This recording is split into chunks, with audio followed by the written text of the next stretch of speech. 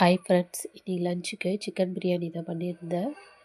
Chicken biryani பண்ணுறதுக்கு cooker வச்சுட்டு அதில் ஃபஸ்ட்டு கொஞ்சம் நெய் ஊற்றிட்டு அதுக்கப்புறம் கொஞ்சம் எண்ணெய் ஊற்றிக்கோங்க. எண்ணெய் காஞ்சதும் பட்டை, லவங்கம், ஏலக்காய் எல்லாம் போட்டு ஹோல் கரம் மசாலா எல்லாமே போட்டுக்கணும். போட்டுட்டு அது பொரிச்சதுக்கப்புறம் வெட்டி வச்ச வெங்காயத்தை போட்டு நல்லா வதக்கிக்கலாம். வெங்காயம் நல்லா கோல்டன் ப்ரௌன் ஆனதுக்கப்புறம் தக்காளி, பச்சை மிளகாய் 2 போட்டுக்கலாம். தக்காளி கொஞ்சம் வதக்கிட்டு தக்காளி ஆஃப் குக் ஆனதுக்கப்புறம் இஞ்சி பூண்டு பேஸ்ட் உங்களுக்கு எவ்வளோ தேவையோ அவ்வளோ போட்டுக்கோங்க. நான் 1/2 kg சிக்கன் எடுத்திருக்கேன், 1/2 kg ரைஸு, அதுக்கேற்ற அளவுக்கு தக்காளி வெங்காயம் தான் போட்டிருக்கேன்.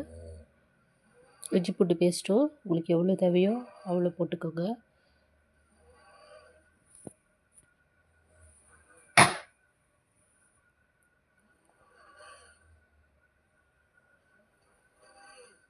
இப்போ இஞ்சி பூண்டோட பச்சை வாசனை போகணும். அதை நல்லா வதக்கி விடுங்க.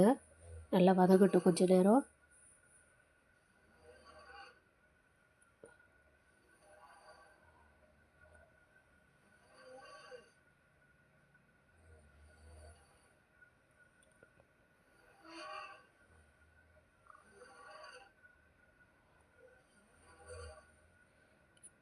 இஞ்சி பூண்டோட பச்சை வாசனைலாம் போயிடுச்சு. அது கூட க்ளீன் பண்ணி வச்ச புதினாவை ஆட் பண்ணிக்கலாம். புதினாவை சேர்த்து கொஞ்சம் நேரம் வதக்கி விடுங்க.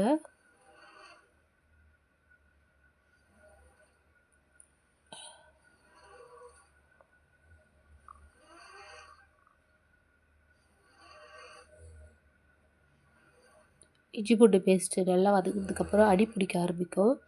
அதனால் கொஞ்சம் நல்லா அடியிலேருந்து கிளறி விடுங்க. இப்போது நம்ம மசாலா ஐட்டம்லாம் சேர்த்துக்கலாம். பிரியாணி மசாலா, வெறும் மிளகாத்தூள், காஷ்மீர் மிளகாத்தூள் சேர்த்துருக்கேன். சேர்த்து இந்த பச்சை வாசனை போகிற அளவுக்கு நல்லா வதக்கிக்கோங்க.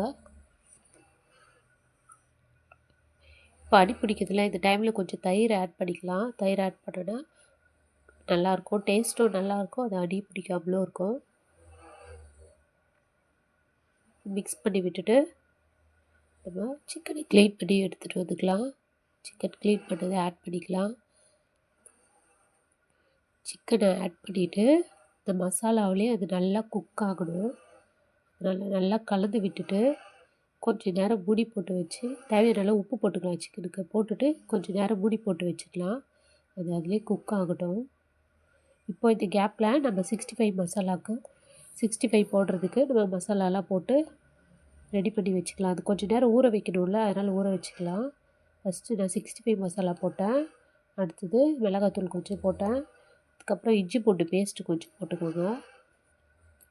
அதுக்கப்புறம் கார்ன்ஃப்ளவர் மாவு கொஞ்சம், அரிசி மாவு, தயிர் கொஞ்சமாக விட்டுருக்கேன். கொஞ்சம் சிக்கன் தான் எடுத்தால் தான் கொஞ்சமாக தயிர் போட்டிருக்கேன். இப்போ கார்ன்ஃப்ளவர் மாவு, அரிசி மாவு கொஞ்சமாக கிறிஸ்பினஸ்க்காக சேர்த்துக்கோங்க. லெமன் கொஞ்சம் புழிஞ்சு விட்டுங்க. ஆல்ரெடி தயிர் கொஞ்சம் போட்டிருக்கேன், அதனால் லெமன் கொஞ்சமாக புழிஞ்சு விட்டுக்கோங்க.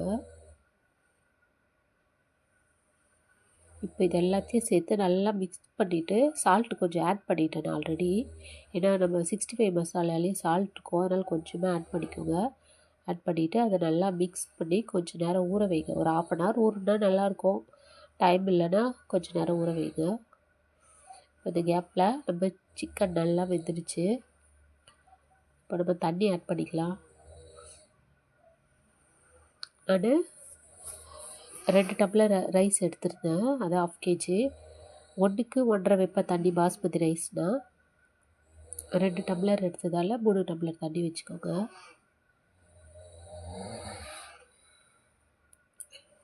இப்போ தண்ணி நல்லா கொதி வந்ததுக்கப்புறம் நம்ம கழுவி வச்சுருக்க அரிசியை போட்டுக்கலாம். அரிசியும் தண்ணியும் நல்லா ஒன்றா சமமாக வெந்து வரும்போது நம்ம தம் போட்டுக்கலாம். நான் குக்கர் மூடி போட்டு விசில் விடலை, தம் போட்டு தான் ரெடி பண்ணுறேன். இப்போ அரிசி போட்டுட்டு கொஞ்சம் நேரம் கொதிக்க விடலாம். அது கொதிச்சதும் தண்ணி சமமாக இருக்க டைமில் நம்ம அடியில் ஒரு தோசைக்கல்லை வச்சுட்டு அது மேலே குக்கர் தூக்கி வச்சிடலாம். வச்சுட்டு ஒரு தட்டு போட்டு மூடிட்டு மேலே ஸ்டீம்லாம் சைடில் போகாமல் இருக்கிறதுக்கு ஒரு வெயிட்டை தூக்கி மேலே வச்சுருங்க. வெயிட்டான பொருள் எது இருந்தாலும் வைக்கலாம், நான் கல் தான் வச்சுருக்கேன். இப்போ அது வெந்து வர்றதுக்குள்ளே நம்ம 65 ரெடி பண்ணிக்கலாம். 65 நான் ஆல்ரெடி கடாயில் போட்டேன். எண்ணெய் ஊற்றிட்டு சிக்கனை போட்டு நல்லா ஃப்ரை பண்ணிகிட்ருக்கேன். இது வந்து ஒயிட் ரைஸ், இது எங்கள் மாமியாருக்காக ஒயிட் ரைஸ் கொஞ்சம் செஞ்சுருக்கேன். தயிர் பச்சடி கொஞ்சமாக தான் போட்டேன், ஏன்னா பனி நல்லாயிருக்கு, கிளைமேட் சரியில்லை, அதனால் கொஞ்சமாக போட்டிருக்கேன். 65 ரெடி ஆயிடுச்சு, தயிர் பச்சடி ரெடி ஆயிடுச்சு. இப்போ நம்ம பிரியாணி ரெடியான்னு பார்த்துடலாம் வாங்க.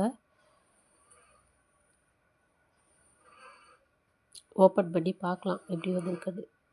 சாதம் கரெக்டாக உதிரியாக வந்திருக்கு. அவ்வளோதாங்க. ஆனால் நிஜமாகவே ஹோட்டலில் செய்கிற அதே டேஸ்ட் இருந்தது. நம்ம எல்லாமே கரெக்டான அளவில் போட்டோன்னா, இஞ்சி பூண்டு பேஸ்ட் கொஞ்சம் தூக்கலாக போட்டோன்னா நல்லாயிருக்கும். இன்றைக்கி வீடியோ அவ்வளோதான் ஃப்ரெண்ட்ஸ். பிடிச்சதா லைக் பண்ணுங்கள், கமெண்ட் பண்ணுங்கள், ஷேர் பண்ணுங்கள், சப்ஸ்கிரைப் பண்ணுங்கள். தேங்க்யூ.